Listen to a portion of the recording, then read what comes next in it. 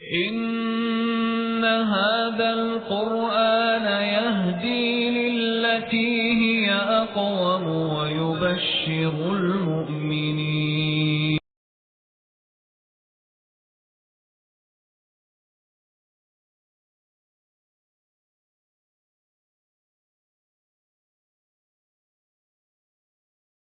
പുതിയ ശാസ്ത്രത്തിന്റെ മാനദണ്ഡം വെച്ചുകൊണ്ട് നമ്മൾ പരിശോധിക്കുക. ആധുനിക ശാസ്ത്രം പറയുന്ന, കണ്ടുപിടിക്കുന്ന എന്ന് പറഞ്ഞാൽ വ്യക്തമായും കൃത്യമായും എത്തിച്ചേർന്ന ഒരു യാഥാർത്ഥ്യം, ആ യാഥാർത്ഥ്യത്തോട് ഖുർആൻ ഒരിക്കലും വിയോജിച്ചതായി നമുക്ക് കാണാൻ സാധിക്കുന്നില്ല. അവരുടെ നിഗമനങ്ങളോട് വിയോജിച്ചിരിക്കാം, പക്ഷെ വ്യക്തമായി കണ്ടുപിടിക്കപ്പെട്ട ശാസ്ത്രീയ സത്യങ്ങളോട് വിയോജിക്കാൻ സാധിച്ചിട്ടില്ല എന്ന് മാത്രമല്ല, ശാസ്ത്രം അതൊക്കെ കണ്ടുപിടിക്കുന്നതിന് മുമ്പ് വിശുദ്ധ ഖുർആൻ വളരെ സുന്ദരമായി പല കാര്യങ്ങളും ആഖ്യാനിച്ചു, പല കാര്യങ്ങൾക്കും സൂചന നൽകി, പല കാര്യങ്ങളും വ്യക്തമായി പറഞ്ഞു എന്നാണ് നമുക്ക് കാണാൻ സാധിക്കുന്നത്. ഒരു ഉദാഹരണം ഞാൻ പറയാം. മനുഷ്യ ശരീരത്തിന്റെ ഉറവിടമായ നമ്മളുടെ എംബ്രിയോളജിയെ കുറിച്ച്, ഭ്രൂണശാസ്ത്രത്തെക്കുറിച്ച് വിശുദ്ധ ഖുർആൻ വളരെ സുന്ദരമായി പറയുന്നുണ്ട്. എങ്ങനെയാണ് ഒരു മനുഷ്യനുണ്ടാകുന്നത്? സ്രവിക്കപ്പെടുന്ന ഒരു ബീജത്തിൽ നിന്നാണ്. ബീജത്തിന്റെ എല്ലാ ബീജത്തിൽ നിന്നും മുഴുവനുമായിട്ടുമല്ല, മറിച്ച് അതിൽ നിന്ന് ഒരു അല്പം മതി കുട്ടിയുണ്ടാവാനെന്ന് മുഹമ്മദ് റസൂലുള്ളാഹി സ്വല്ലല്ലാഹു അലൈഹി വസല്ലം തങ്ങൾ പഠിപ്പിച്ചു. സ്രവിക്കപ്പെടുന്ന ബീജത്തിൽ നിന്ന് മുഴുവനും ഒരു കുട്ടിയെ ഉൾക്കൊള്ളുന്നുണ്ട് എന്നും ആ കുട്ടിയാണ്, ആ ബീജം ഒന്നായിട്ടാണ് കുട്ടിയായി മാറുന്നതെന്നും മനസ്സിലാക്കുന്ന ഒരു കാലഘട്ടം ഉണ്ടായിരുന്നു. അല്ല, ഈ പുരുഷന്റെ ബീജത്തിന് അതിൽ യാതൊരു പങ്കുമില്ല എന്നും, മറിച്ച് ആർത്തവരക്തം കട്ടിയായിട്ട് അതാണ് കുട്ടിയാവുന്നത് എന്നും ചിന്തിച്ച കാലമുണ്ടായിരുന്നു. എന്നാൽ മുഹമ്മദ് റസൂലുള്ളാഹി സ്വല്ലല്ലാഹു അലൈഹി വസല്ലം തങ്ങൾ ധാരണകൾ തിരുത്തിക്കൊണ്ട്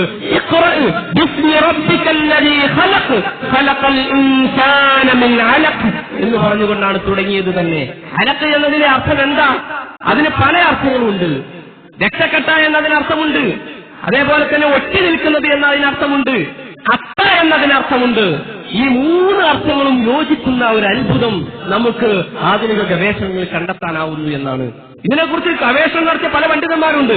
അതിൽപ്പെട്ട ഒരാളാണ് കീത്ത് മൂർ എന്ന് പറയുന്ന പണ്ഡിതൻ. കനേഡിയൻ പണ്ഡിതനാണ്. ടൊറന്റോ യൂണിവേഴ്സിറ്റിയിലെ അനാട്ടമി ഡിപ്പാർട്ട്മെന്റിന്റെ പ്രൊഫസറായിരുന്നു അദ്ദേഹം, അതിന്റെ ഹെഡായിരുന്നു അദ്ദേഹം. അദ്ദേഹം ഇതിനെക്കുറിച്ച് ഗവേഷണങ്ങൾ നടത്തി. എന്ന് പറഞ്ഞാൽ ഖുർആനിൽ പറഞ്ഞ വിവരങ്ങളൊക്കെ അദ്ദേഹത്തിന് അയച്ചു കൊടുത്തപ്പോൾ അതനുസരിച്ച് അദ്ദേഹം ഗവേഷണം നടത്തി. അപ്പോൾ അദ്ദേഹത്തിന് ബോധ്യപ്പെട്ടു ഈ പറയുന്നതൊക്കെ സത്യമാണ്.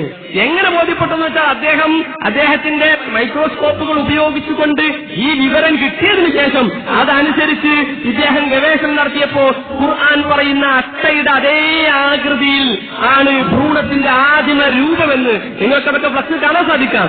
ആ രൂപമെന്ന് അദ്ദേഹം വിശദീകരിക്കുകയുണ്ടായി.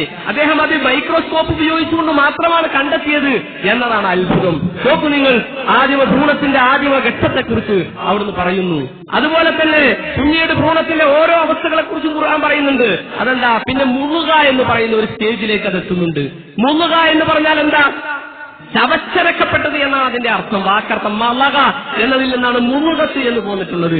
നോക്കൂ നിങ്ങൾ, ചിത്രയിൽ നിങ്ങൾക്ക് കാണാൻ സാധിക്കും ശരിക്കും ഒരു ചവച്ചരക്കപ്പെട്ട ഒരു മാംസപിണ്ഡത്തിന്റെ ആകൃതി ആ സമയത്തത്. നോക്കൂ, അതിൽ പല്ലിന്റെ അടയാളങ്ങൾ പോലും നിങ്ങൾക്ക് കാണാൻ സാധിക്കുന്നുണ്ട്. ഈ രൂപത്തിലുള്ള ഒരു അവസ്ഥ പിന്നീട് അതിന് വരും. ഇത് ആധുനിക ശാസ്ത്രം പറഞ്ഞിട്ടില്ലായിരുന്നു. വിശുദ്ധ ഖുർആനിന്റെ വാചകങ്ങൾ കിട്ടിയതിനു ശേഷം ഇങ്ങനെയാണോ എന്നവർ ഗവേഷണം ചെയ്തു നോക്കി. മുസ്ലിങ്ങളല്ല, മറിച്ച് അമുസ്ലിങ്ങളായ ആളുകൾ ഗവേഷണം ചെയ്തു നോക്കി. അപ്പോൾ അവർക്ക് മനസ്സിലായി മുഹമ്മദ് റസൂലുള്ളാഹി സ്വല്ലല്ലാഹു അലൈഹി വസല്ലം തങ്ങൾ പറഞ്ഞ അതേ രൂപത്തിൽ തന്നെയാണുള്ളത് എന്ന്. അത് കഴിഞ്ഞതിന് ശേഷം വീണ്ടും ഈ മുങ്ങുക എന്ന് പറയുന്ന സാധനം തന്നെയാണ് പിന്നീട് എല്ലുകളായി പരിണമിക്കുന്നത്. ശാസ്ത്രത്തിന് പുതിയ അറിവുകളാണൊക്കെ. എന്നിട്ടോ ഈ എല്ലുകളിൽ പിന്നീട് മാംസം പുതിയുകയാണ് ചെയ്യുന്നത് വിശുദ്ധ ഖുർആൻ പറഞ്ഞു. ഇതൊക്കെ ഇയാൾ അന്വേഷണം കിട്ടിയപ്പോൾ അദ്ദേഹത്തിന് വല്ലാത്തൊരു ഇൻട്രസ്റ്റ് ആയി. അങ്ങനെ അദ്ദേഹം ഡെവലപ്പിംഗ് ഹ്യൂമൻ എന്ന് പറയുന്ന അദ്ദേഹത്തിന്റെ ലോകപ്രസിദ്ധമായ പുസ്തകം, ആ പുസ്തകത്തിന് ഏറ്റവും നല്ല എംബ്രിയോളജി പഠനത്തിനുള്ള അവാർഡ് കിട്ടിയ പുസ്തകമാണ്.